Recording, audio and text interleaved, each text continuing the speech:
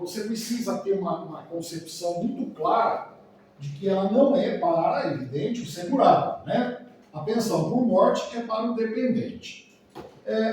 Eu sou do ponto assim, de entendimento que você não deve decorar as coisas, né? Então, nesse sentido, é preciso você perceber do que se trata. Então, assim, trata-se de um benefício para os dependentes dos segurados, devendo esta condição ser aferida no momento do óbito. Por que do óbito? Porque o legislador entendeu o seguinte: se esse cara faleceu, qual é a minha pergunta em relação ao óbito? Será que ele contribuiu o suficiente para ter um benefício que seria dele, né? Um benefício do segurado, que seria a aposentadoria? Então, assim, este óbito vai nos remeter à ideia de aposentadoria, né? Então, assim, se esse camarada tivesse vivo, a pergunta que eu faço é: ele teria condições de ter a sua aposentadoria? E não em outro marco. Pois é, com o falecimento que nasce o direito. Aliás, diga-se de passar, página, tá, Charlene? Ô, Joleia? 161. Com o falecimento que nasce o direito. O principal documento a comprovar o óbito é a certidão de óbito. Então, o dependente vai ter que pegar a certidão de óbito num cartório, né, e levar até o INSS para dar entrada no pleito do benefício. Muito bem. O benefício não tem carência. Por quê? Porque, na realidade, parte-se da ideia do óbito para fazer a comparação com a aposentadoria. Então, o dependente por si, ele não tem o que fazer, né? Faleceu, puf, cortou a relação.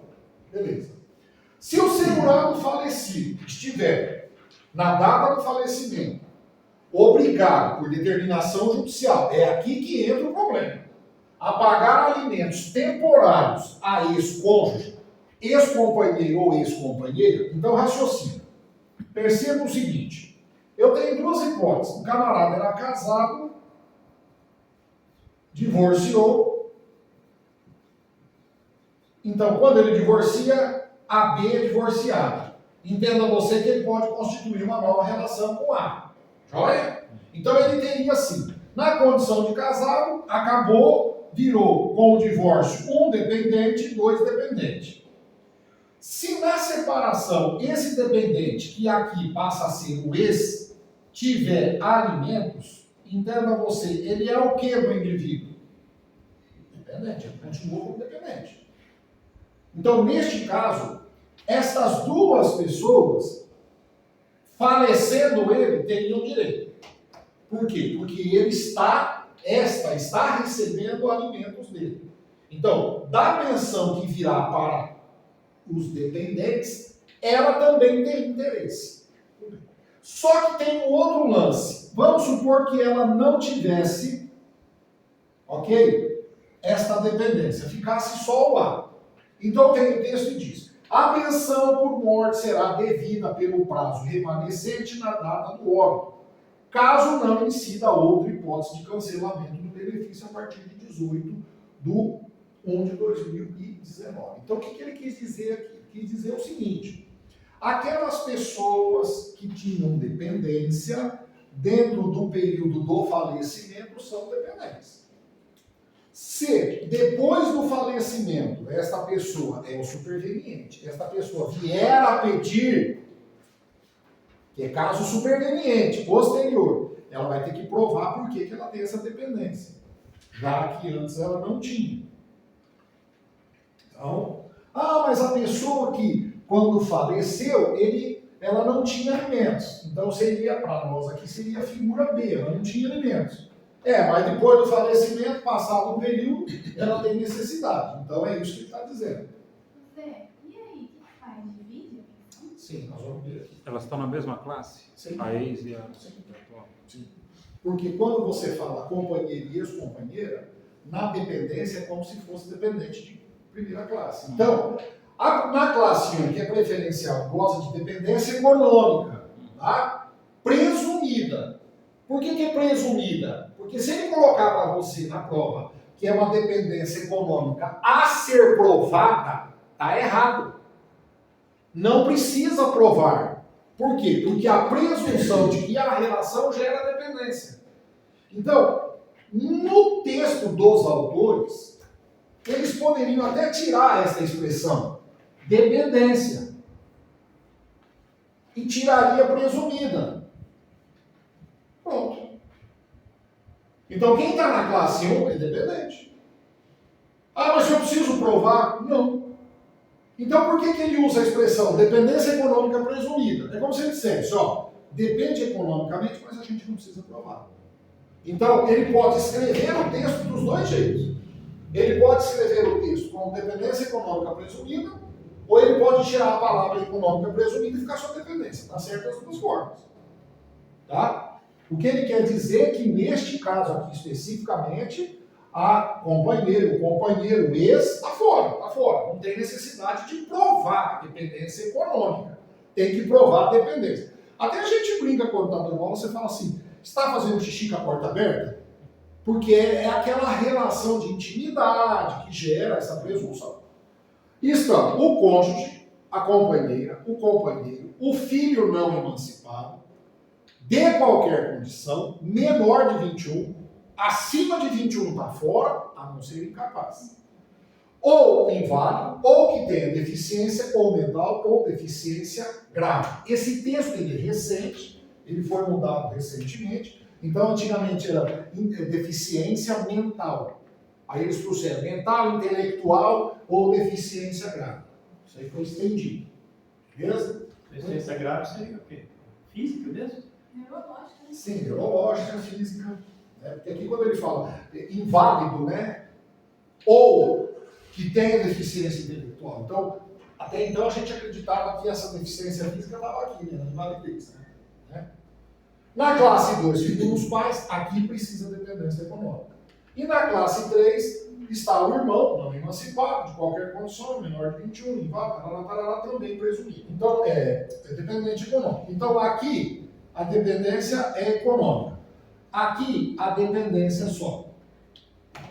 Joia? Então, na pensão por morte, o que o INSS vai fazer para pagar o benefício? Ele vai aguardar os beneficiários virem. Caso haja mais de um dependente dentro da mesma classe, haverá rateio em partes iguais da pensão por morte. Então, supondo que sejam 3. Então, eu tenho a esposa e filho A e filho B. O que vai acontecer aqui neste caso? Eu vou ter 33,3, vai dar dízima para cada um. É isso que está dizendo. Lá na matéria do Marlon, ele deu pensão por morte para vocês lá, não deu? Deu? A regra com a emenda, ela acabou ficando assim, salvo engano. Lá igual aqui. Na medida em que cessa a dependência de algum, os remanescentes irão acrescentando proporcionalmente as suas cotas para óbitos até 13 do 11. Então, até aqui antes da emenda, ok? O remanescente ia passando para o outro. Então, o que acontecia até o dia 13 do 11? Faleceu esse, o que vai acontecer?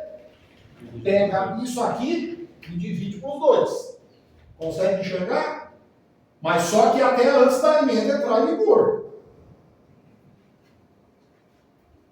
Consegue enxergar?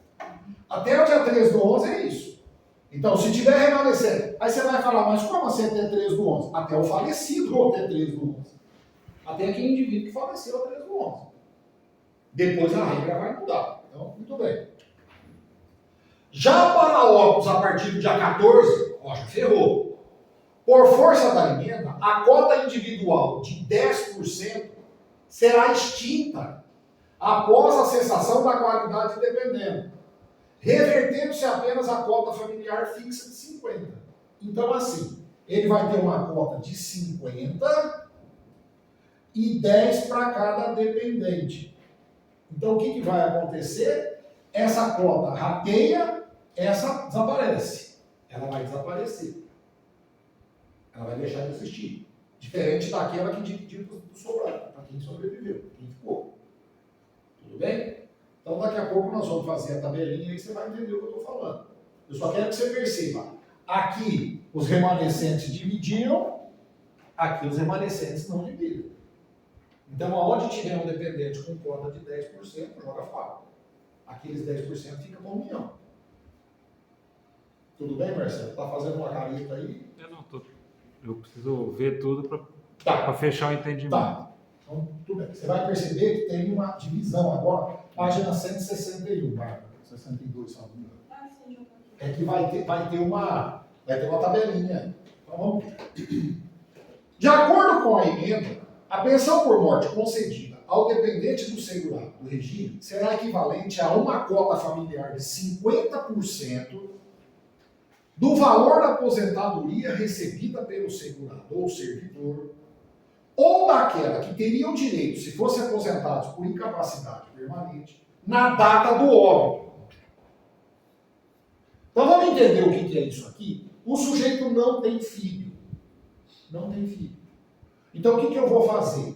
Essa esposa, marido faleceu. Quanto que era a renda dele? Por exemplo, Marcelo, 3 mil.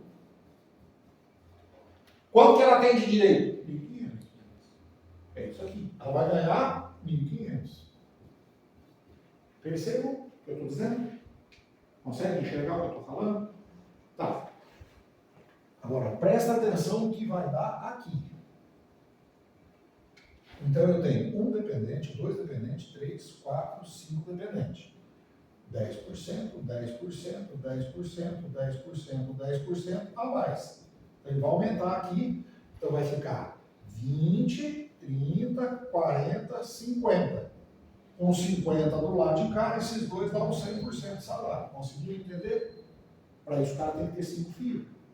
Para a família receber o salário dele de 3 mil, como pensão, teriam que ter 5 filhos, porque senão não tem jeito. Tá, mas então significa o seguinte. Então significa que, se ele tiver 2 filhos, serão 70%.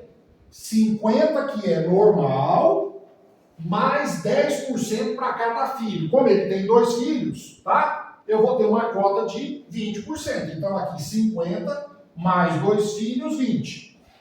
Então daria quanto? Dos 3 mil ele teria direito a 2.100. Consegue enxergar agora o que eu estou falando? Percebeu como é que é a linha? Aí ele diz assim, depois de 14 do 1, falecendo perde. Por quê? Porque ele volta para de cima. Ele não tem mais 2 filhos, então eu tiro os 2 filhos, ele ficou com um filho só. O que seria 20 vai passar a ser 10, com 50 passa a ser 60. E aí o 60 divide com quem? O 60 divide aqui. Então seria 1.800. Consegue enxergar ou não? Marcelão, você já está... A tua cirurgia está me preocupando. Estou entendendo. Agora, presta atenção, o que aconteceu aqui, Alexandre? Os 10% daquele que perdeu a condição não é revertido. Não passa por outro. Não passa para o outro. O que eu quero dizer para você? Imagina que ele tivesse uma renda de 3 mil, igual foi naquele modelo antigo, antes do 13. Igual lá, ó. Tá? Pensa lá, até o dia 13. Não eram 3 mil? Eles tinham 2 dependentes. Ou 3, na verdade. 2 mais a mulher, 3. Então daria 1.000 para cada um. Joia? Só que a hora que um deles morre, que seria o segundo filho, morreu, ficariam 2. Então, o que seria 1.000 não seria 1.000, seria 250. Daquele para cada um. Aí daria 1.000 e pouco para cada 1.500 para cada um. É 500, né? Desculpa. 500 para cada um. Ele não deixa fazer isso. Então, o que acontece? Aqui, neste caso, vai continuar ganhando 1.000 cada um. Só que ao invés de 3, né? Seriam para 2 filhos só. Aquela diferença do outro que foi, aqueles 1.000 do outro que foi embora, perdeu, acabou. Não vai ter. Não repassa nada. Não repassa. Dentro desses dependentes, quando o dependente deixa de existir, aqui nós estamos na situação aqui, 20%. Não era assim, né? A ideia foi assim, 50%, que é o normal.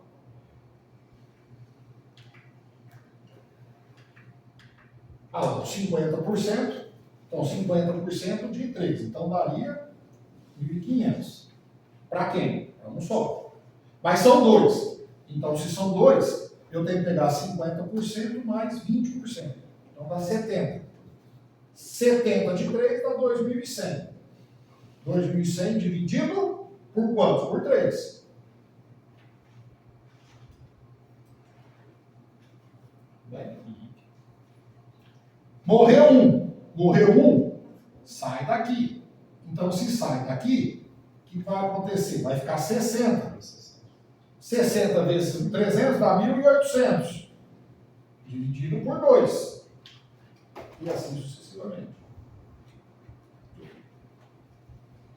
O Só faltava aquele que dividia por 3 ainda. Eu ia dizer, os 10% da idade não é Não, não for dependente? Ó, para os óbitos a contar de 14/1, por força da emenda, né, cota individual de 10%. É que eu não pus o dela aqui, eu pus só os filhos, né? Os dois, não falei ela e ele, né? Será extinta após a cessação da qualidade, revertendo-se apenas a cota familiar fixa, só a fixa que reverte, que aí você divide dentro dos que sobraram, né? Os 10% não. Então, a crescida de cotas de 10% por dependente, ela é dependente. Então, no caso, se tiver ela, o filho mais um, né, seria o 3. Ela e um filho, 2, e assim sucessivamente. É que eu considerei 2 aqui. Mas no caso, se tiver só a esposa, é 60. Sim, sim. Que é o da familiar mais 10. Mais 10. Tá? É isso. E a questão das classes continua, mesmo Sim, depois sim. continua. E aliás, vai aumentar. Se tiver classe 1, classe 2 e 3 fora. Classe 2 e 3 A regra fora, não mudou fora. depois. Mudou. Então teremos um valor básico de 50 recebido por inativo ou 50 da aposentadoria por incapacidade, acrescido de 10 por dependente até o limite. Então sempre que tiver um, 60. Todo mundo que tiver um. Se tiver o pai e o filho, 60. Né? Então, aqui é o coeficiente que está na tabelinha aí. Então, quando a gente coloca 50% da esposa, né, ela já tem 60, porque ela é dependente, conta 10. Beleza? Muito bem. Considerando que a pensão por morte é um benefício não programado, porque ninguém programa a morte, e não existe tempo de contribuição mínimo para sua concessão, também não tem como exigir. Não será aplicada a regra de descarte. Lembra da regra de descarte que existia? 80% das maiores contribuições. Lembram lá? Muito bem. Para os homens, o valor do benefício da aposentadoria por incapacidade permanente, que nós vamos ver daqui a pouco, corresponde a 60% da média aritmética das 100 contribuições de 91 para cá. Então, o que ele pega? Ele pega de 7 de 91 e vem até o mês 11 de 2022. Vamos dizer que fosse isso, tá? Só para a gente ter uma noção. Ele vai somar tudo aqui dentro, tudo. Não são as maiores. É aqui que você precisa enxergar. Antigamente era 80 aritmética das maiores. O que eles fizeram? Eles diminuíram os 60 e enfiaram mais valores lá dentro. Então ficou 60 dá 100. Então ele vai pegar aqui 60%. Legal? Legal. Aí eu tiro o que disso aqui? O salário, benefício. Mas só que antes de tirar o salário benefício, eu acresço 2% para cada ano que ultrapassar os 20 anos. Então aí na apostila de vocês, eu não lembro se eu pus aí, eu acho que na pensão eu não pus. Tá aí na pensão ou não? Tá aqui embaixo. Ah, não. Não, mas eu não pus a tabela que mostra. Tá. Na hora que a gente for falar da aposentadoria por invalidez permanente, vai aparecer. Tá? Então, por exemplo, se o camarada tiver 21 anos, 2%. Então será 62. E vai acrescentando até chegar no máximo de 100%. Tudo bem? Muito bem.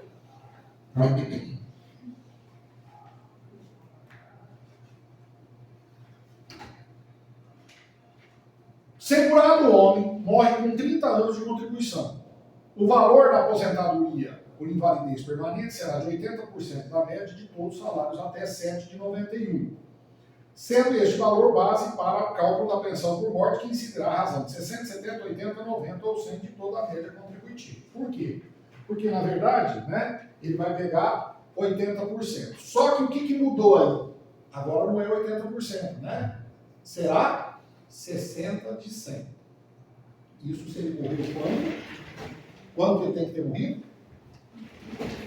Ele tem que ter morrido até a data da implantação. Porque, na realidade, né, a mudança foi pela emenda constitucional. Então, tá bom, tudo bem. No caso para a aposentadoria por invalidez da mulher, ela tem uma regra diferente. Aonde nós contamos 20 anos de contribuição para ter os 2%, para ela não são 20, para ela são 15. Quando ela tiver 15 anos, eu começo a contar os 2%. Tudo bem.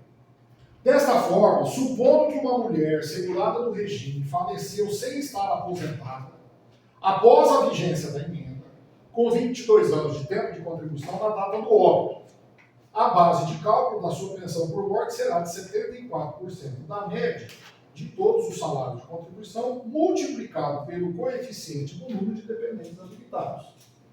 Ok? Se ela possuir apenas um dependente, então, né, vai ser 74 vezes 60, que é um dependente só, 44,4. A renda da pensão dela, que vier a instituir 44,4 da média de todos os salários de contribuição desde o plano real. Tudo bem? Muito bem. No caso de dependente inválido ou com deficiência intelectual, mental ou grave, pois neste caso a renda da pensão será de 100%. Então, é assim, ó, é 100% de todo o período mais 100% do salário de benefício. Então, eu não vou fazer, né, cálculo de média, não vai ter média, vai ser 100%, que é a invalidez. E essa invalidez ela é especial. A emenda prevê que se equiparam a filho para fins de recebimento da pensão por morte exclusivamente o enteado e o menor tutelado, desde que comprovada a dependência econômica. Volto aqui, ó. Por que no caso do enteado, certo? Ele trouxe com dependência econômica? Porque quando você fala equipara-se a filho, o filho, o que nós descobrimos? Ele está na classe 1. E o filho, para dependência, demonstra o quê? Sangue. Então, esse sangue é presumido, Alexandre. Eu não preciso provar que o cara é meu filho. Por quê? Porque ele tem meu sangue. Então, neste caso, para o filho, é só dependência. Mas quando eu falo enteado, a relação de enteado com o sujeito não é de sangue. Então, por isso que aqui choca. Aí, na hora da prova, você vai falar, mas ele é equiparado a irmão. Na verdade, não seria equiparado ao irmão, né? Na realidade, ele é enteado, né? Então, por isso que aqui, neste caso, exige a dependência econômica e ela gera confusão. Não seria que ele está sob guarda? Então, quando você fala que ele está sob guarda, significa que existe uma dependência econômica, não dependência sangue. Ah, mas é a avó. Né? Então, aí é uma situação de sangue. Aí eu entendo que não seja nem dependência econômica, é dependência. Ele não tem pai. Aí tem uma decisão judicial que ele vai dizer lá que, para todos os efeitos, considera-se seu dependente. Ele já vai dizer. Na própria sentença ele dá. Tanto é que se você pegar o ECA, o Estatuto da Criança e do Adolescente, onde ele fala sobre a questão de tutela, guarda e adoção, ele já define para dependências de natureza trabalhista e previdenciária. Ele já fala de cara lá, o John Knight. Lá ele não fala econômico. Ele usa como expressão dependente. Entendeu? Com os direitos e os efeitos previdenciários e trabalhistas. Ele usa essa expressão lá na parte do ECA. Mas o STF já tirou esse entendimento do menor sob guarda, né? Para fins previdenciários ele não entra. Eu vi isso daí. É uma decisão do STF. Porque havia essa contradição, aí o STF bateu Se mais tiver na que sentença, o menor sob guarda não entra em fins previdenciários, né? Olha, eu preciso dar uma olhada, porque assim, eu dei aula do ECA recentemente e não tem nada lá, não vi nada lá. Se estivesse lá, teria que ter uma informação. Depois eu dou uma olhadinha. Mas de qualquer maneira, mesmo em sentença, nem dá em sentença. Aí eu já não sei te dizer em Ai. sentença. Talvez em sentença sim. Mas o que eu li foi esse negócio do entendimento do STF, que bateu o martelo agora nessa de 2019, né? Foi na emenda. Eu vou dar uma olhada, de repente o Frederico fala alguma coisa, a gente já tira. Em regra, a pensão por morte será paga a partir do óbito, né, evidentemente. Contudo, se postulada administrativamente após 90 dias do falecimento. Então, veja só, o camarada faleceu, 90 dias é que eu entro com o requerimento. Tá? O que poderia nos dar a ideia, né? Poderia nos dar a ideia de que eu só pagaria a pensão do sujeito depois dos 90, o que seria prejudicial. Então a regra diz, apenas serão pagas as parcelas a partir da data de entrada do requerimento administrativo.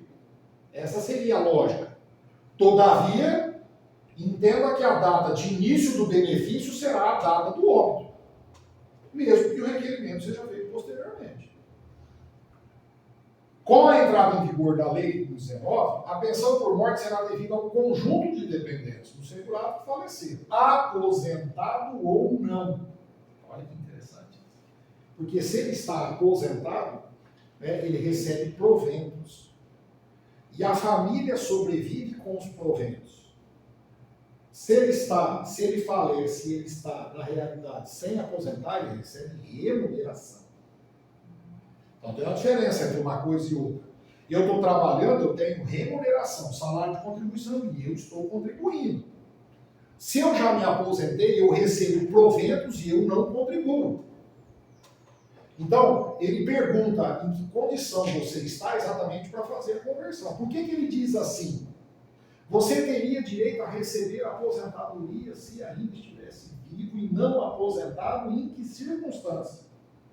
Então ele fala, conjunto de dependentes, falecer, aposentado ou não, a contar da data do óbito, quando requerido até 180 dias após o óbito, para os filhos menores de 16, ou em até 90 dias após o óbito para os demais dependentes. Então, para os filhos menores, ele dobra o prazo. Então, se alguém, um filho, demorar para entrar com requerimento, o INSS tem um lapso temporal, de aceitação do requerimento do dobro, 180. Beleza? Muito bem. No caso de morte presumida, a pensão por morte será devida desde que a aprovação da respectiva decisão judicial, valendo ressaltar-se aqui o reconhecimento da morte presumida com o fim de concessão de pensão, não se confunde com a declaração de ausência pelos regimes civis e processual. Então, o padre subiu no balão e desapareceu, é morte presumida. Então, mas só que aí eu vou precisar buscar uma decisão judicial para determinar que ele faleceu. No caso do desaparecimento do segurado com consequência de acidentes, desastre ou catástrofe, seus dependentes farão jus à pensão provisória, que vai que esse cara aparece, independentemente da declaração de ausência, pois se presume a morte do segurado, sendo devido o benefício, desde a data da ocorrência, ser requerida 90 dias. Vocês perceberam uma coisa? Só tem benefício de dilação de prazo de 90 para 180 para filho menor. Ok? Demais dependentes não tem. A morte presumida será declarada pela autoridade judicial competente depois de 6 meses de ausência, sendo concedida a pensão provisória e pago o benefício a contar da data da sentença declaratória. Quando uma pessoa desaparece, a primeira coisa que nós fazemos vai na delegacia. Aí você vai na delegacia e registra um boletim de ocorrência de desaparecimento. Nós soltamos o que a gente chama de caráter geral. O que é o caráter geral? Toda a rede da Polícia Civil, Militar, Rodoviária Estadual, Rodoviária Federal, Conselho Tutelar, tudo recebe a informação, se é adolescente ou criança, se é adulto, só os principais órgãos recebem a informação. Enquanto não passar 6 meses da data do boletim de ocorrência que determina que o sujeito tenha desaparecido, se não fizer isso, o juiz não declara. Ele não dá a sentença. Eu não sei se eu contei para vocês de um rapaz aqui de Rio Preto que teve uma desilusão amorosa, a situação que aconteceu em Rio Preto. E o moço desapareceu. Simplesmente virou as costas para a família, né? Ele tinha uma mulher, 2 filhos, e eu não sei o que aconteceu. Dizem, né, que ela teria tido um relacionamento com outra pessoa, essa é a motivação. E o cara desapareceu. E foi embora do país. Ninguém sabia onde estava. Ele se envolveu numa ocorrência lá na Guiana Francesa, lá em cima, lá na divisa, bem lá em cima. Não tinha documento, não tinha nada, a PM vai, a federal conseguiu levantar que ele era de Rio Preto, fazia 10 anos. A mulher já tinha obtido a declaração de ausência civil, já tinha sido declarado ausente. Ela realmente ali ela estava com uma pessoa, com as 2 filhas, já tinha 10 anos a mais, as meninas, e ela já tinha casado de novo, e o cara apareceu em Rio Preto. Aí o irmão foi buscar ele lá, estava andando com o mandarim, o cara era dentista, formado, conceituado, e entrou em parafuso. E aí conseguiram trazer de volta. Tá aí, Rio Preto, não, você está no andar, não interessa, não é isso. O que eu quero dizer para você é que 6 meses de ausência é um tempo muito curto. Né? De repente, o sujeito está fazendo cursinho com o INSS, estudou muito, teve a prova, não teve um resultado satisfatório, ele pira na maionese e... Acertou 60 e errou 60. Ou acertou 50 e errou 70, ficou pior, né? E aí está devendo para o outro concurso, então ele vou vazar. Pode acontecer, mas... Mas para os filhos que tiver precisando de dinheiro, vocês querem ser bastante Sim. dinheiro. Sim, nesse sentido, sim. A exigência das 18 contribuições não possui natureza jurídica de carência. Então, na hora da prova, o que ele fala para você? Que a pensão por morte tem carência. Não tem. Os 18 meses é para outra coisa. É outra coisa. Não embarca. Se você pegar lá na apostila nossa, período de carência, né? Lá naquela parte que fala da carência, tá? Tem a tabela. Então, ah lá, você vai ver que não tem, ó. Ok? Não tem carência. Não dependem de carência. Primeiro, está na parte 139. Pensão por morte. Até no dia você me perguntou. Você falou assim, ô Zé, mas tem os 18 meses. Eu disse para você, mas os 18 meses não é para carência. É outra coisa os 18 meses. Então, veja só. Pois o benefício será concedido por 4 meses e não negado, posto que o período de carência é o número mínimo de contribuições mensais indispensável para que o beneficiário faça jus ao benefício. Então, não tem carência. O que eu tenho é o seguinte, por quanto tempo você recebe? Por quanto tempo você recebe? Não é uma exigência para ter o benefício. É uma determinação do período que você vai receber. Então, ele diz assim, se o óbito ocorrer depois de pagas as 18 contribuições mensais e pelo menos 2 anos após o início do casamento ou da união, então assim, o que ele faz? Ele pega como pressuposto, é para você, Bárbara, não é para ter o direito. A pensão por morte, tá? A pensão por morte, ela não exige carência, não tem carência. Mas para você receber o benefício, ele conta assim, mais de 18 e 2 anos. Aí ele vai te falar quanto é que você vai receber. Tem uma tabelinha que segue. Por isso que a gente faz a confusão com os dois, né? Que tem que comprovar que está 2 anos com a pessoa, né? A gente faz a confusão por conta disso, né? Sim. Então, veja só. Aí ele fala, 2 anos após o início do casamento ou da união, ou se então o óbito do segurado decorrer de acidente de qualquer natureza ou doença ou do trabalho, a pensão terá a seguinte duração, sendo vitalícia apenas se o pensionista tiver 44 anos de idade no dia da morte. Só que teve um detalhe. No dia 31/12, né, aqui, 31/12 de 2020, entrou uma mudança na regra, que na verdade passou a ser, né, no dia 1º/1 de 2021. Então aqui, entrou o ano de 2021, o que eles fizeram? Eles pegaram a tabela e aumentaram o ano. Então agora o que vai acontecer? Então, né? Ah lá, até antes de 2021, 3 anos. Você vai receber pensão por morte 3 anos. 6 anos, se você tiver entre 21 e 26. 10 anos entre 27 e 29. 15 anos entre 30 e 40. 20 anos entre 41 e 44. E vitalícia com 44 ou mais. Aí entrou em vigor 1 ano a mais, então até os 45. Aí é vitalícia. Se você tiver 45 anos quando ele faleceu, pensão vitalícia. E tem um detalhe, que nós vamos falar de pensão de ex-combatente, aqui vai dar merda. Por quê? Porque a pensão do ex-combatente, se casar, perde. Aqui não, aqui você pode fazer o que você quiser. Então, se eu tiver com 46 anos de idade e eu tiver a pensão de morte e eu resolver ter uma união estável com alguém, beleza, eu continuo recebendo aquela pensão por morte. Eu tenho uma amiga que é filha de um general do Exército. Coronel, general, sei lá. Patente alta. Ela mora com uma pessoa, nós somos amigos. Há mais de 30 anos. Tem filho. Tem filho junto. E no papel, solteiros. Não tem relação. Se fizer união estável, vai perder. Né? Mas o filho é registrado no nome de um só, então. Para não dar Então já merda. faz tudo.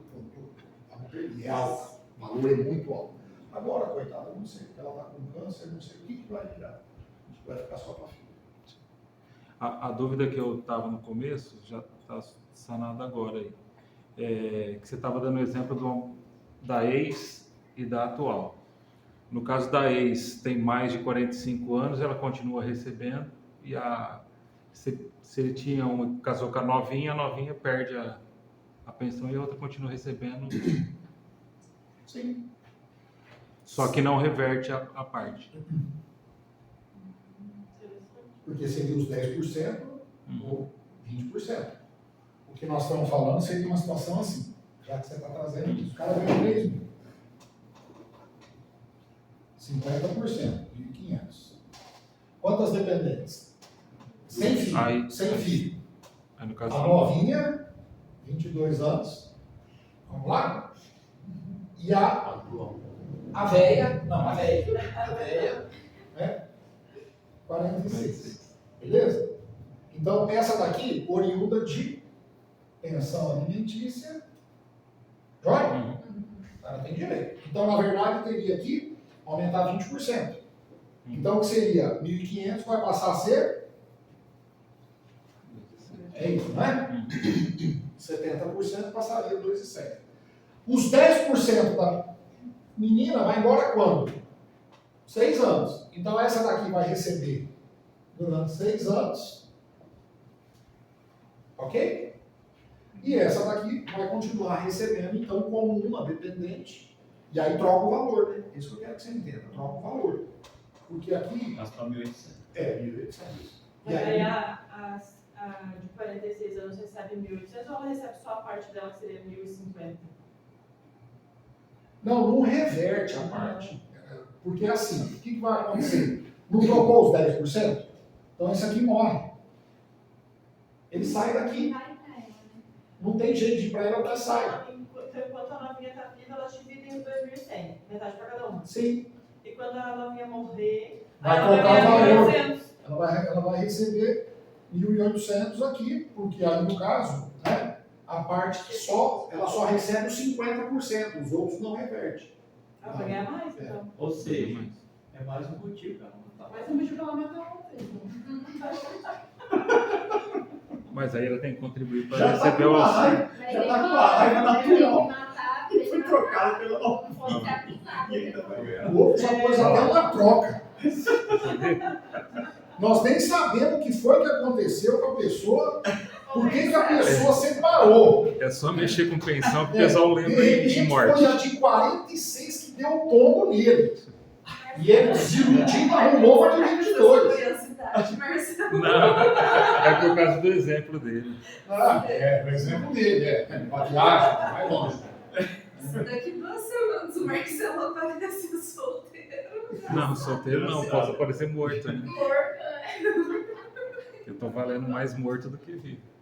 Qual a exceção? Então aqui tem uma exceção, né? Tem uma coisa, tem um asterisco aí. Para o pensionista inválido, como a pensão dele é 100%, né? Neste caso, a pensão por morte apenas será cancelada pela cessação da invalidez, né? Ou pelo afastamento da deficiência, porque se ele é um dependente inválido, pressupõe-se que esta invalidez ela seja permanente. A gente não vai imaginar que seja uma invalidez, né, temporária. Então, por isso que ele faz. E aí, qual é a média? Como é que usa o critério? Mesmo, né? Olha lá, se não houver recuperação do pensionista, portanto, será vitalícia. Mesmo que ele não tenha 18, mesmo que ele não tenha união estável com 2 anos, porque ele é inválido. Então, no caso da invalidez, a regra cai por terra. A pensão por morte devida ao filho até os 21 não se prorroga pela dependência do curso universitário, visto que não é causa de alongamento de dependência. Então, isso nós já sabemos faz tempo, né? Não precisamos nem nos preocupar com ela. Agora, lá vai, Marcelo. Você está preocupado, é aí que está o detalhe. Pode pôr uma bolinha, nós temos isso se você quiser. A mulher que renunciou aos alimentos na separação judicial tem o direito à pensão previdenciária por morte do ex-marido, comprovada a necessidade econômica superveniente. Então, estava separada, estava sozinha, sobrevivendo, tocando a vida dela. O ex-marido morre, agora eu quero parte do que ele ganhar ou o que ele ganharia. Tá? Então, tem uma súmula aí do STJ já autorizando. Perde o direito de pensão por morte o condenado criminalmente, é Richthofen, né? É Richthofen, o irmão. Por sentença transitada no julgado, como autor ou partícipe de homicídio doloso. No caso dela, né, foi coautoria, né? Quem acabou desferindo os golpes na mãe e no pai não foi ela, né?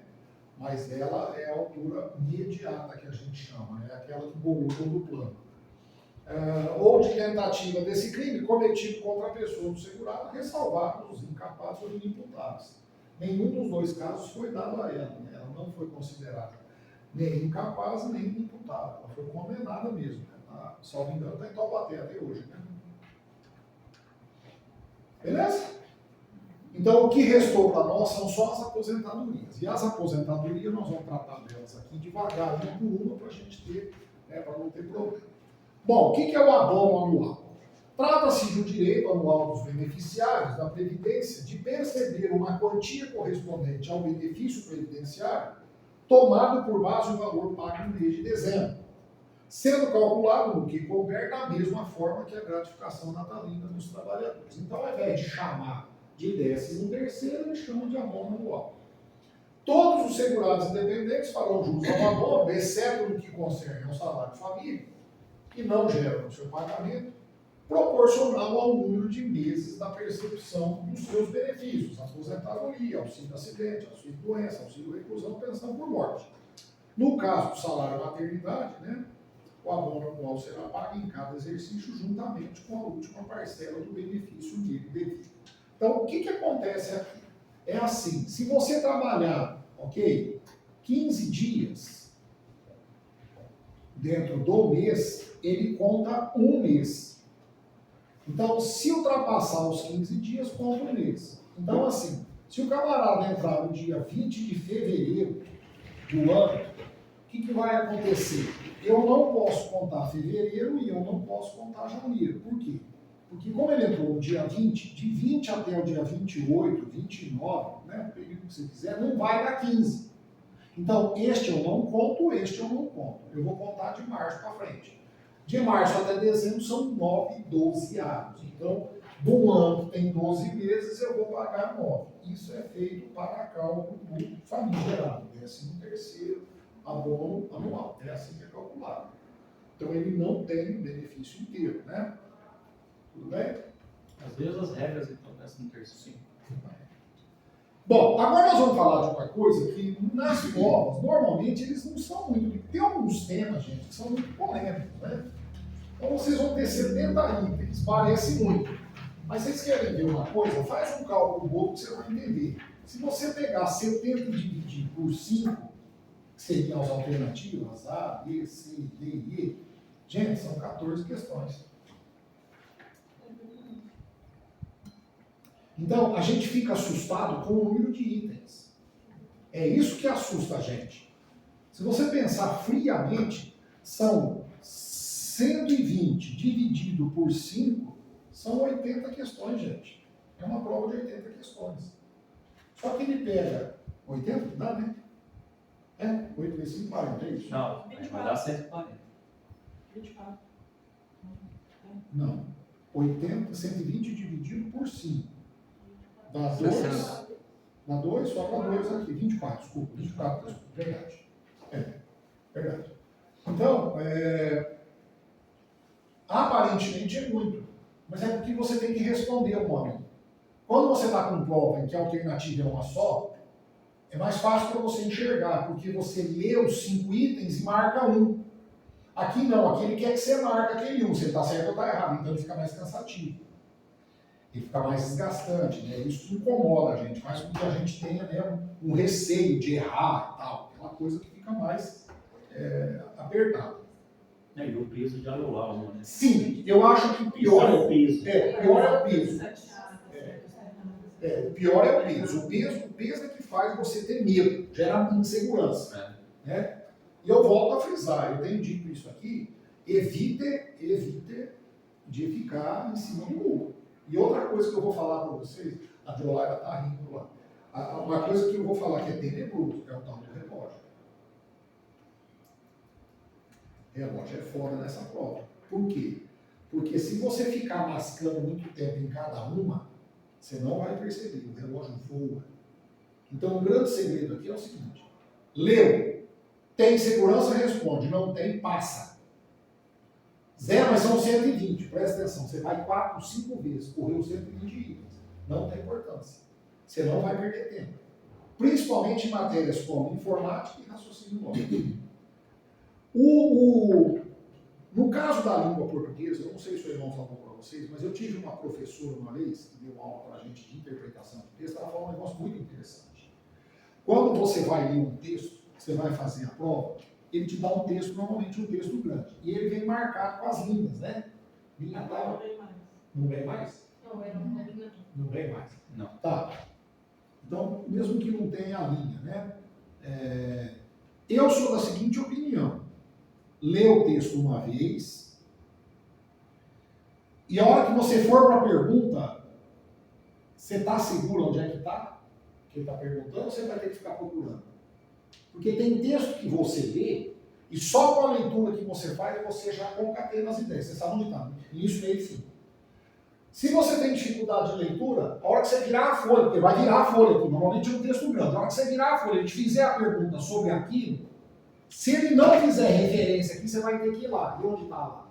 Você gasta um tempo dos infernos para fazer isso. Quando tem linha marcada, é mais fácil porque já te leva na linha. Né? Então, eu sou da seguinte opinião. De repente, se você tem hábito de leitura, leia um texto 2 vezes.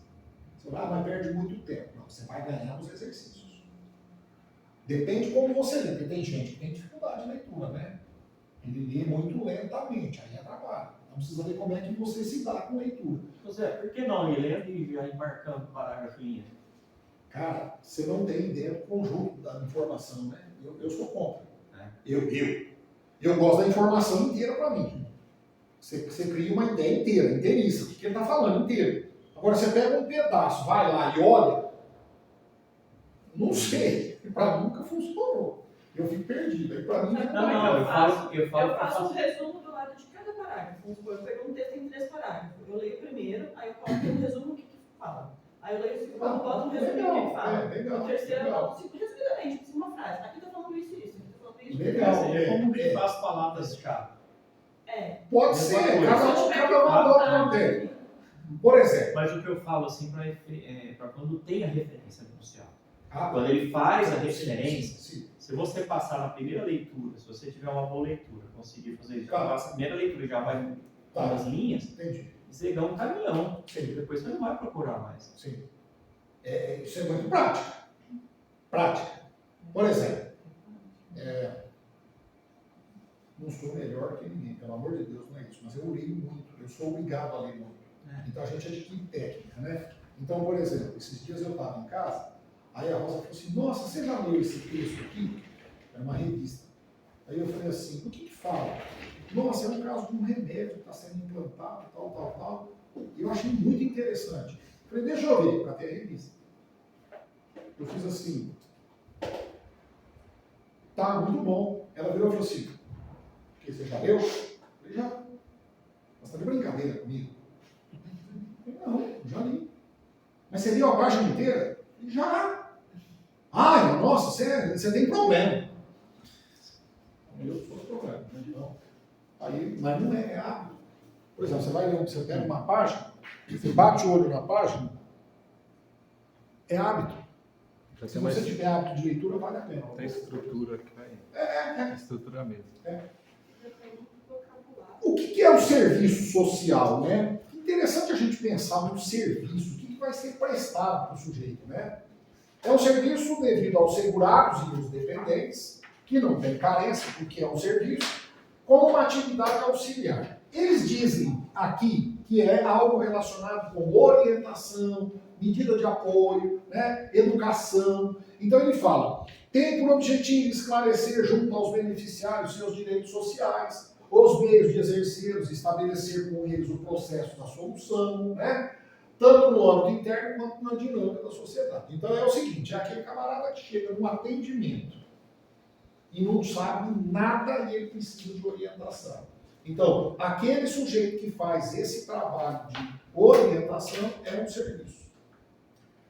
Terá prioridade nesse serviço segurados em benefícios por incapacidade temporária e atenção especial os aposentados e pensionistas, cujo termo, né, a participação deles, está para fortalecer a política previdenciária, para dar credibilidade, né, que a Previdência atende às necessidades dos seus segurados. Então, isso é levado, né, por meio de panfletos, por meio de orientação, palestras, entidades de classe, sindicatos, e aí vai, né? Então, é uma forma de falar sobre a Previdência. Então, isso é serviço social. O outro agora, muitas pessoas dizem assim para mim, mas isso aqui que você vai falar não está ligado ao SUS, isso aqui não é saúde? Cuidado. A Previdência utiliza do sistema SUS, mas quando eu digo habilitação e reabilitação profissional, eu estou falando de um trabalho realizado pelo INSS em conjunto com a assistência de saúde. Então, assim, é um serviço previdenciário devido aos segurados e aos dependentes de maneira obrigatória, independentemente de carência, desde que incapacitados parcial ou totalmente para o trabalho. Se o segurado se recusar a participar desse procedimento, tem o benefício suspenso. Então, o que acontece aqui? Auxílio doença. Eu vou tentar reabilitar o sujeito, nós já vimos isso. Se eu não conseguir reabilitar ele, eu vou ter que gerar aí uma outra atividade ou em nenhuma atividade aposentado. Então, essa é a diferença. Quem será encaminhado para, né, o programa de reabilitação? Então, o segurado em gozo de auxílio-doença, acidentário ou previdenciário. Então, é uma coisa importante porque hoje o INSS tem utilizado, né, da reabilitação para auxílio-doença com mais propriedade do que antes. Porque antigamente o auxílio-doença, os 15 primeiros dias ficavam por conta da empresa e o INSS ia deixando lá, no período, e os médicos mesmo é que iam, né? Ah, vai dar certo, não vai dar certo, vai melhorar, não vai melhorar. O camarada ficava 30, 40, 50, 60 dias. Agora não. Agora eles estão obrigando, é obrigatório, obrigando quem está em auxílio-doença a reabilitar-se. O segurado sem carência para a concessão de auxílio-doença previdenciário incapaz para o trabalho. Então é aquele sujeito que não vai ter o benefício de auxílio-doença, mas vai ter a reabilitação. Né? Então, muito embora ele não tenha os 12 meses lá, né? Mas eu vou ajudá-lo. O segurado em gozo de aposentadoria por invalidez. E aí nós entendemos o quê? É a invalidez, né, permanente? Não, né? É aquela invalidez que a gente acredita que o sujeito recupera. Então, provisoriamente ele está aposentado, mas pode haver a reversão. O segurado em gozo de aposentadoria especial por tempo de contribuição à idade que, em atividade laborativa, tenha reduzido a sua capacidade funcional, decorrência de doença ou acidente de qualquer natureza. Aqui é aquele camarada que passou por algum tipo de trabalho que gerou uma aposentadoria especial. Agente químico, biológico ou físico, né? Então, é a ideia. O dependente do segurado e as pessoas com deficiência. O dependente do segurado tem direito à reabilitação, né?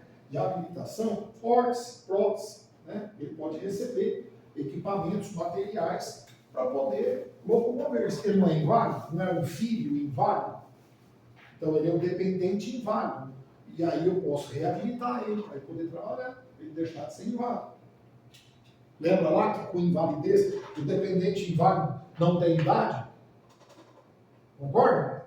Então ele fica sendo custeado pelo sistema previdenciário. Eu não quero isso. Eu vou reabilitar ele para ele virar gente igual trabalhar, não vai se virar. Não quero que ele fique dependente de mim aqui.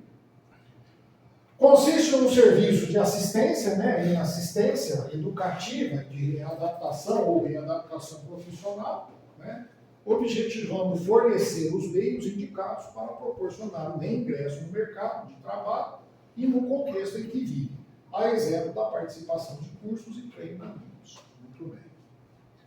Quando indispensáveis ao desenvolvimento do processo de reabilitação profissional, o INSS fornecerá aos segurados, inclusive os aposentados em caráter obrigatório, prótese e órtese, né? Seu reparo ou substituição e instrumentos de auxílio para a locomoção, bem como equipamentos necessários à habilitação e reabilitação profissional, transporte urbano, alimentação, né, na medida da autarquia aos dependentes. Para vocês terem uma ideia, o INSS, com relação a isso aqui, quando ele não tem condições de fornecer isso na cidade onde ele tem a agência, ele fornece o transporte para que a pessoa seja conduzida. Só me engano, está na próxima tela.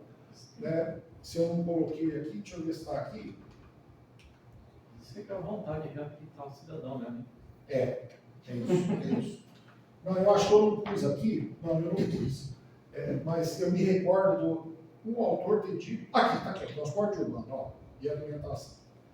Então, às vezes, o sujeito não tem condição de ir, né, para fazer a reabilitação. E aí, porque entenda você, se ele é incapaz, se ele é inválido, e ele é dependente, no caso de uma pensão por morte, e ele, às vezes, ele é novo. Um moço com 22 anos, 23 anos, né, ele vai ter uma pensão por 6 anos. Né, e o INSS vai bancar ele 6 anos. De repente, fazendo um trabalho de recuperação, reabilitação, ele não só vai deixar de ser dependente, né, como ele vai poder trabalhar e contribuir para o sistema. Ok? Ô Zé, só me deixa mais claro, assim, porque fala de habilitação e reabilitação. Reabilitação é alguém que tinha uma atividade, perdeu aquela atividade e vai voltar a ter uma habilitação. Mas e essa habilitação? É o caso do dependente inválido que nunca trabalhou. Ele é um dependente inválido. Eu vou habilitar ele. Habilitar ele para o mercado de trabalho. Sim, para que ele deixe de ser ou viva nessas condições. Não foi consequência de acidente. É que não fica assim. Não tem. Eles não Texto colocam. atrás, não Só fala de. Ele coloca em cima, mas depois só fala de reabilitação. Não é qualquer regra. Se você pegar a própria legislação, o próprio site do INSS, ele usa essa expressão, desse jeito. Bom, aqui tem um lance legal que é o seguinte: as empresas que tenham, né, mais de 100 empregados, com 100 ou mais empregados, ela precisa preencher o conteúdo destes 100 empregados na base de pessoas como portadoras de deficiência. Então, assim, até 200 empregados, 2%. De 201 a 500, 3%. De 501 a 1.000, 4%. E de 1.001 para cima, 5%. O que significa? Significa que o RH tem que ter um controle das vagas para deixar um percentual de vagas para pessoas portadoras de deficiência. E aí, cada qual na sua medida. Eu conheci um sujeito que ele tem problema de audição. A audição dele é reduzida. Usa aparelho, mas é bem reduzida. E tem uma inteligência fenomenal, só não ouve, não é perfeitamente. E ele trabalhava numa empresa, numa área de TI, né, que praticamente fica com os aparelhos, e todo mundo sabia que ele era deficiente auditiva. E dentro do programa estabelecido. Então, é importante isso. Né? Eu, quando fiz o RH de uma empresa, nós tínhamos um funcionário que era deficiente. E a atividade dele era compatível com a deficiência. E, normal, a pessoa, né, desenvolve a atividade muito bem. A dispensa de pessoa com deficiência ou de benefício reabilitado da Previdência ao final do contrato, por prazo determinado de mais de 90 dias, e a dispensa imotivada em contrato por prazo indeterminado somente poderão ocorrer se tiver um substituto. Então não adianta você imaginar que vai mandar o Antônio embora, que é deficiente, porque você vai ter que pôr outro lugar dele. Se você não puder, você vai arcar com multa trabalhista. Não só de cunho previdenciário, trabalhista. Muito bem. Agora tem uns temas interessantes aqui dos benefícios. Nós vamos dar uma repassada aqui, né? A suspensão e cancelamento dos benefícios e programas de revisão. Então, o que acontece aqui? Nós já percebemos que todas as vezes que os requisitos não forem cumpridos, o INSS ou não concede o benefício, ou se está concedendo, ele suspende. É o caso do auxílio reclusão, que o camarada foge. Lembram lá? Então, ele está pagando auxílio reclusão para os dependentes, aí o segurado preso foge, ele suspende. Foi recapturado, voltou, ele volta a pagar. Então, a legislação previdenciária prevê hipóteses específicas que autorizam o INSS a suspender ou mesmo cancelar, uma vez observado o devido processo legal e etc, etc. No caso do cônjuge, por exemplo, ou ex-cônjuge, né, de questão de pensão alimentícia ou não, então ele pode pleitear uma revisão. No caso de auxílio-doença, aposentadoria por incapacidade permanente e pensionista inválido, aí Marcelo, ele traz o pensionista, estão obrigados, sob pena de suspensão do benefício, né, a submeter-se a exame médico à carga da Previdência para processo de reabilitação. E aí, junta a médica, no mínimo 3 médicos. Antigamente, questionava-se, lembra da junta de recursos? Nós vimos lá a junta de recursos, você entra com um pedido de benefício na agência, quem decide é uma autoridade administrativa. Não é colegiada, é um só. Aí o diretor do INSS, muitas vezes, por entendimento dele, em razão de um médico ter feito o exame, ele negava. Aí o camarada tinha que ir para a junta de recursos. Aí o que o INSS fez na época? Falou, não, para essa conversa. Põe 3. Então, quando tem um caso, que é um caso que necessita de mais gravidade, eles fazem um laudo, não é um exame, é um laudo pericial por 3 médicos, para evitar que haja recurso para a JR. Essa é a ideia, né? Todavia, o aposentado por invalidez maior de 60 anos, né, de idade, fica isento da perícia bienal, né? Ou 55 de idade e 15 de percepção de benefício. Então, aí não precisa, né? Porque uma pessoa com 60 anos já faz mais de 45 que ele está, desculpa, faz mais de 15 que ele está recebendo benefício, então não há que se questionar. E outro, se ele tem 60 anos de idade, eu vou reabilitar ele para trabalhar com o quê? Já ele vai ter que se aposentar, né? O aposentado especial que retornar à atividade especial deverá ter o seu benefício suspenso, assim como o aposentado por invalidez que volte a desempenhar trabalho remunerado, e no caso do auxílio reclusão, deverá ser seu pagamento suspenso, na falta de apresentação do atestado trimestral, né, de encarceramento, ou no caso de fuga. Se o camarada deixar de... Lembra do salário família? O salário família também tem uma situação lá. Qual é? Precisa apresentar o atestado de vacinação e... Sim. Então, mas eu falo do salário família, você tem que apresentar o atestado de vacinação e o atestado escolar. Ele suspende. Se você não apresentar, ele suspende. A suspensão está aqui. Do salário família, se o segurado não apresentar o atestado de vacinação ou de frequência escolar. E no caso do salário maternidade, caso ela volte a trabalhar, né? Então, se ela está recebendo salário maternidade, é para cuidar do filho, não é para fazer outra coisa. Pensão por morte. Na hipótese de reaparecimento do segurado, presumidamente morto, dá para matar ele depois? Então não dá. Se você matar ele, vai cair na fase, né, do homicídio doloso, aí você não recebe mesmo, né? Deixa ele aparecer, melhor que ele apareça do que não, né? O auxílio acidente deverá ser cancelado quando da concessão de aposentadoria, dependendo da espécie. porque o auxílio acidente não fica junto, né, com a aposentadoria. Muito bem. Agora esse aqui eu quero que você ponha um asterisco. Eu não sei por que cargas d'água, como eles gostam disso aqui. Eles adoram isso aqui.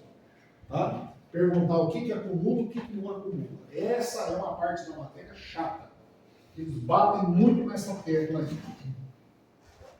Então é o seguinte. A emenda constitucional reza que a lei complementar, então, mas não tem lei complementar ainda, né? Ele determina, mas não foi criada ela ainda. Esclarecerá proibições, regras e condições para cumprir. Pois bem, então, em regra, ou seja, hoje, né, é possível a acumulação de benefícios previdenciários pelo mesmo segurado ou dependente, e aí eu quero que você grifa, salvo nas hipóteses proibidas pela legislação, de maneira expressa ou implícita. Normalmente está dentro da Lei 8.213 o que pode e o que não pode, né? Então, olha lá, nos termos do regulamento, aqui ele traz um regulamento. Não poderão. Então, meu amigo, é aqui que o bicho vai pegar, né? Não poderão. Deixa eu falar um negócio para vocês. Eu estou com ideia, se vocês me permitirem, nós vamos ter aula sábado cedo, né?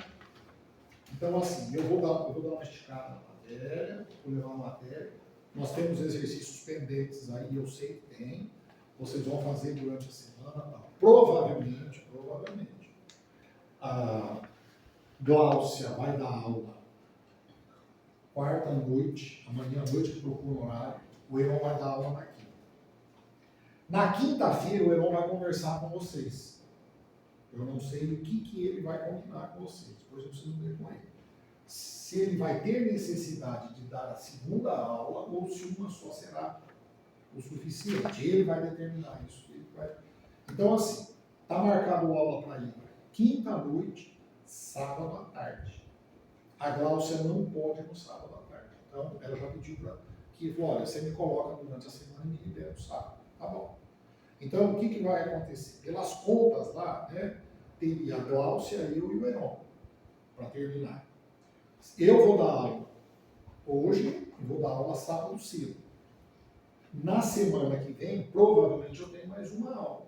Se tiver necessidade de duas, mas eu acredito que não vai precisar. E na semana que vem, vocês teriam uma aula da Gláucia.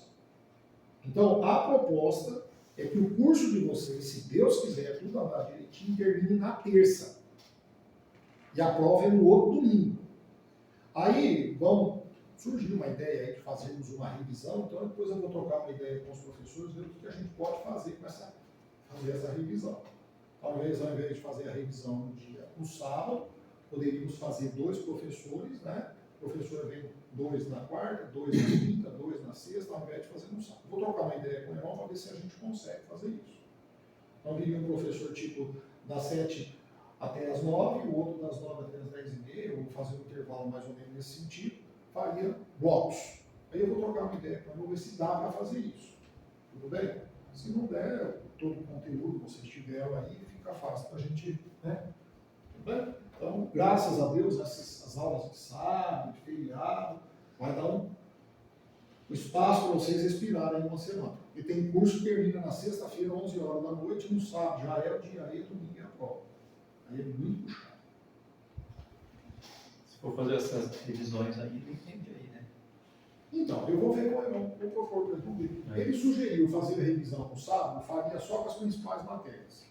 Não faríamos com tudo, faríamos só, escolheria quais as principais. Aí a Charlene estava, ela deu uma ideia, falou todas. Entendi. Bacana. Bom, bacana, né? É. As principais, quais, Charlene? Todas? Razoável. Muito bem, ó, não pode. Por que não pode? Você vai perceber que são incoerentes, né?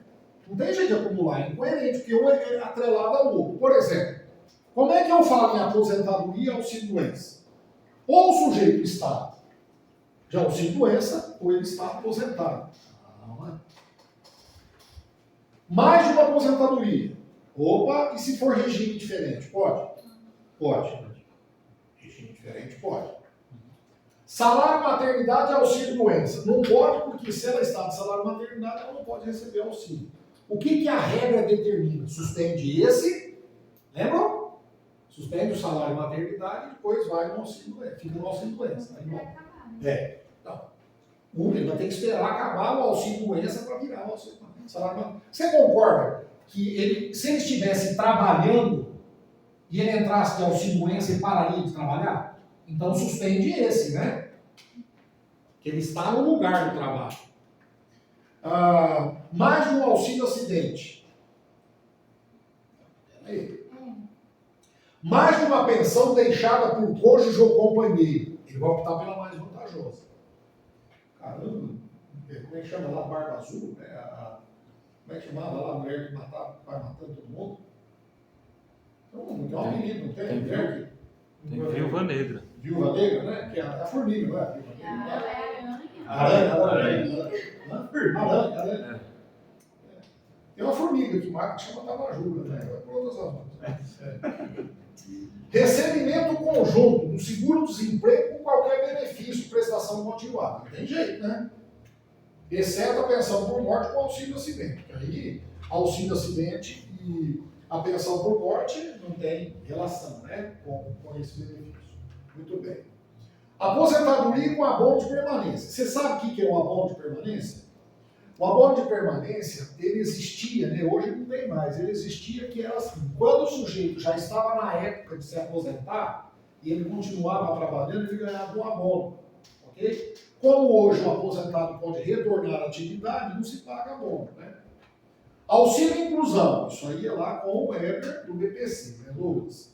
Auxílio inclusão do seguro-desemprego, auxílio inclusão é do BPC, auxílio acidente com aposentadoria, não tem jeito, né? É incoerente.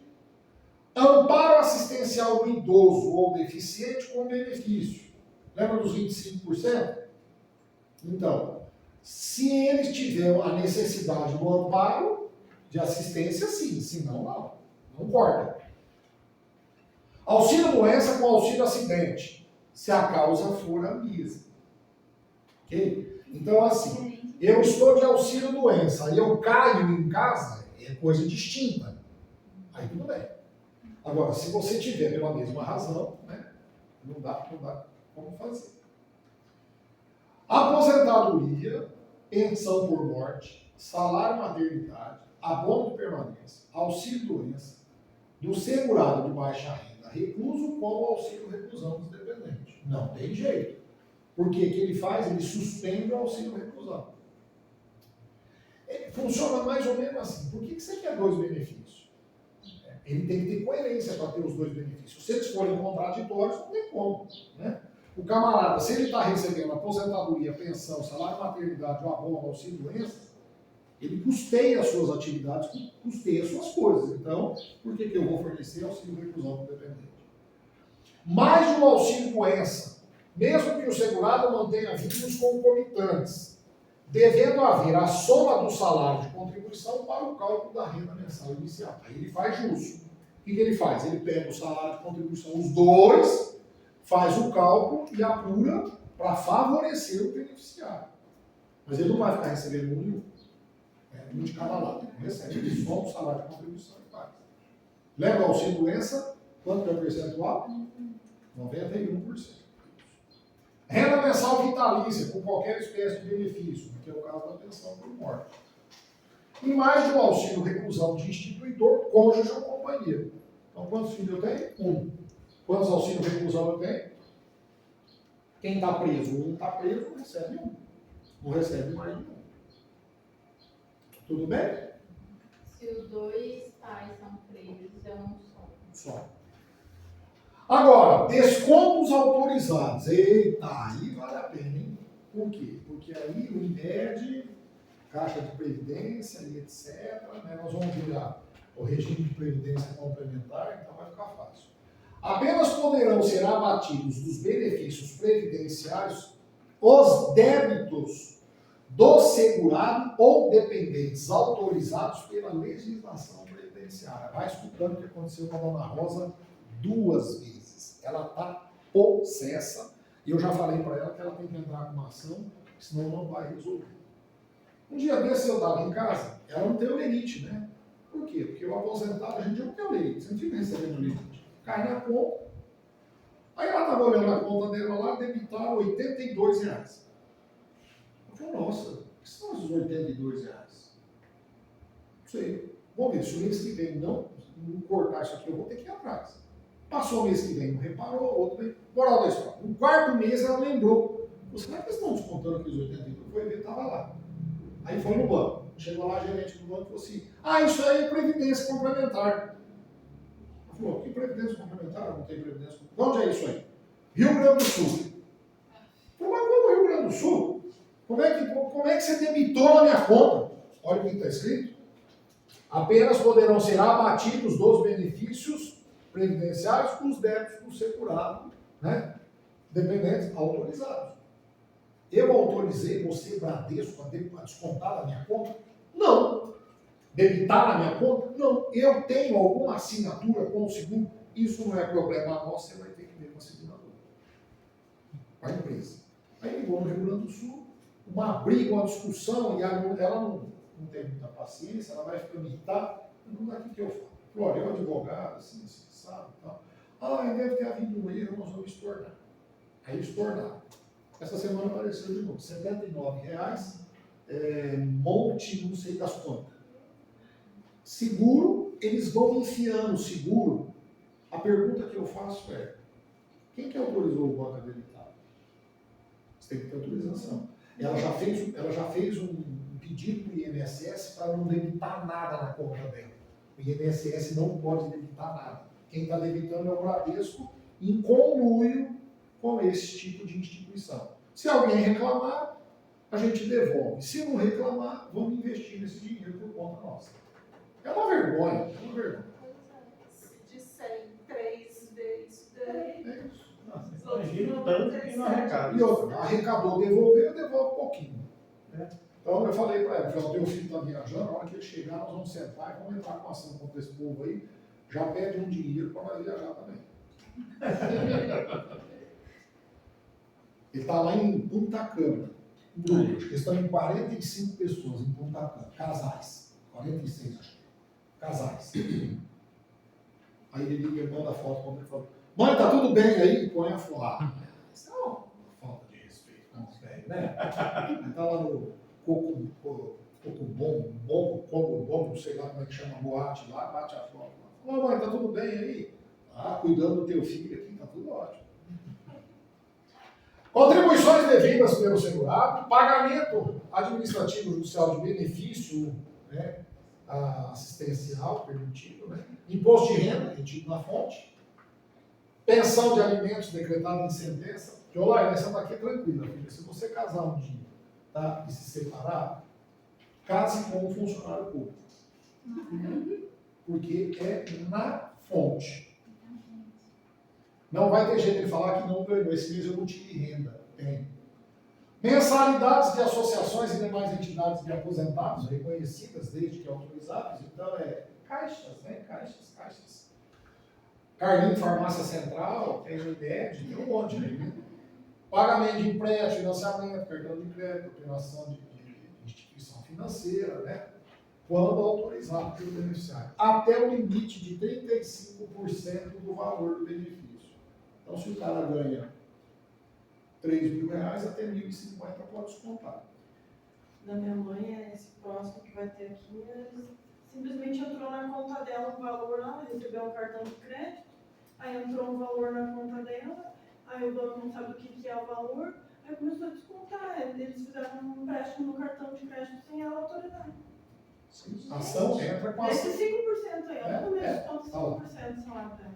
Então, tem que entrar com a ação. O percentual máximo de consignação será de 40%, dos quais 5% serão para amortizar despesas por meio de cartão de crédito. É isso aí. Então tem que entrar com a ação contra o cartão. Né? Até você entrar e ganhar, nossa senhora. Eu acho que a sua menina iria gastar isso aí. Entendeu? Ela botou num poupança lá, botei pra ela no CDB, vou botar lá aqui, porque até a gente resolver isso aí, já vi uma advogada aqui em empresa. Elas têm várias causas. Sim, legal. Porque também tem um detalhe, né? Se a mãe dela não conseguir gastar, você sabe quem vai gastar esse dinheiro aí, né? Você não entendeu, né?